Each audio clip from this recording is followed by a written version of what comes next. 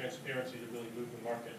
And if we don't have good information about the energy efficiency of our buildings, it's very difficult to value those buildings, and it depresses the return that investors can get from making their buildings more energy efficient.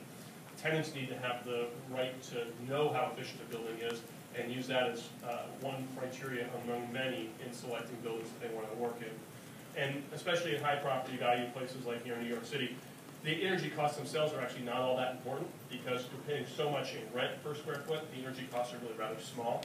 But to the extent that well-performing buildings both have low energy costs and are more productive places to work, places that employees want to come to, that is incredibly valuable. And I think the market in New York City and in other leading markets is increasingly aware of that well-run buildings, yeah, you're going to save some on the energy costs, and that's nice, but the real big payoff is that your people are going to be more productive, you're going to have better retention and recruitment, and so we're hoping that the transparency around the energy data married with that realization that efficient buildings are also well-run buildings means that you're going to have the market really rewarding efficiency and driving greater investment in energy efficiency.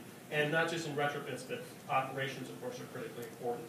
Now, it's important, though, to distinguish EUI from efficiency. There's a strong correlation between EUI and efficiency, but just because a building has a high EUI, as Constantine pointed out, doesn't necessarily mean it's inefficient. It's really important to have a more nuanced view of that, and I think we're very much in the early stages of understanding that.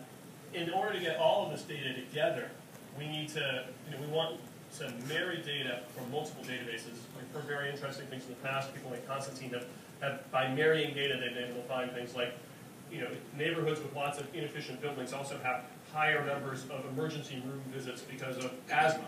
Now, that's impossible if you can't marry different data sources and be able to match up buildings against each other to have those insights. And so we're very interested in having the level of transparency that comes from being able to really understand what is a building. And it's surprisingly difficult. The utilities themselves rarely know what a building is because they just know what their meters are. It's hard for them to associate those with addresses. And it's very difficult to take an address and match it against multiple databases. Addresses are actually a surprisingly inaccurate measure of location.